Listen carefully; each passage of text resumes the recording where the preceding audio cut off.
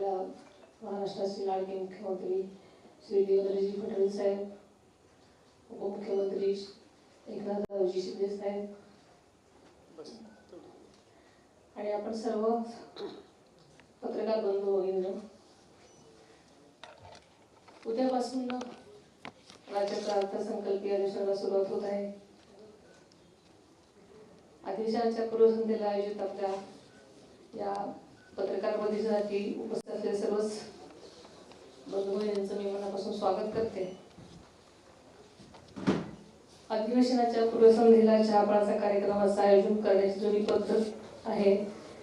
चहापानाचा कार्यक्रम केवळ औपचारिक नसतो, तर तो संवादाचा प्रभावी मंच असतो. या मंचावर राज्याच्या विकासावर विधायक चर्चा व्हावी, जनतेचे प्रश्न सरकारपर्यंत पोहोचावेत आणि त्यावर मार्ग निघावा याबाबतीचे सगळे अपेक्षित असतात. यंदाचे अधिवेशन हे महायुती सरकारचं दुसरं अर्थसंकल्पीय अधिवेशन आहे. जनतेने मोठ्या विश्वासानं गेल्या वर्षी पुन्हा एकदा महायुतीला सत्ता दिली. त्या विश्वासाला न्याय देण्याचा प्रयत्न महायुती सरकार करत आहे.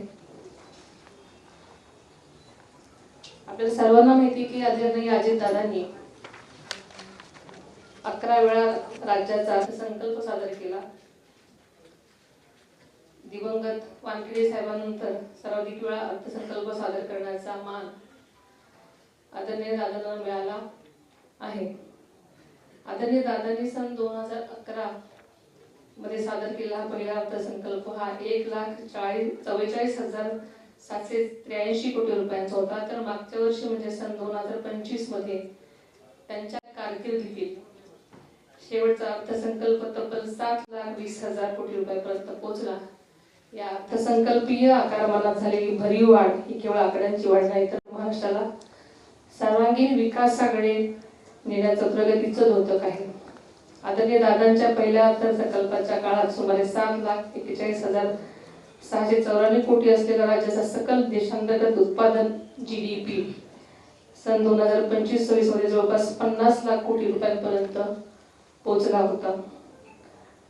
मात्र या विकासाच्या वेगात सुद्धा आदरणीय दादांनी राज्याच्या आर्थिक शिस्तीची आणि पारदर्शकतेची कधीही तडजोड केली नाही. विकास आणि शिस्त याचा समतोल राखत महाराष्ट्राला सक्षम आर्थिक दिशा देण्याचं काम त्यांनी केलं. मुख्यमंत्री देवेंद्रजी फडणवीस साहेबांच्या मार्गदर्शनाखाली आणि उपमुख्यमंत्री एकनाथजी शिंदे साहेबांच्या साथीनं आदरणीय दादांच्या अर्थसंकल्पाची जोरदार सुरुवातही झाली होती.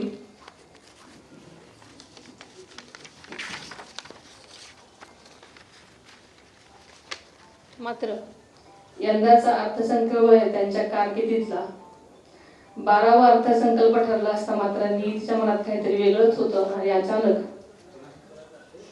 आपल्याला सोडून ते गेले. मात्र यापूर्वीच आदरणीय दादांनी त्यांच्या टीमनं अर्थसंकल्पाची तयारी जवळपास अंतिम टप्प्यापर्यंत दिलेली आहे.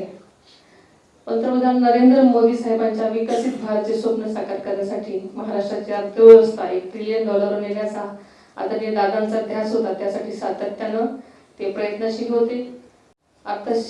आर्थिक शिस्त, नियोजनबद्धता आणि विकासाचा समतोल हेच त्यांच्या कामाचं सूत्र होतं.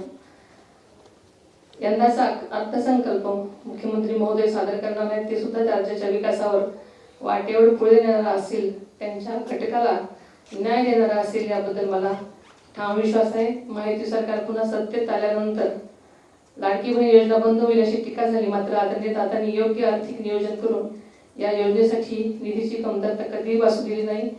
ही योजना यशस्वीपणे सुरू ठेवली. माझं हे पहिलंच अधिवेशन आहे आणि अत्यंत चांगल्या प्रकारे नियोजनबद्ध चालेल अशी मला खात्री आहे. धन्यवाद.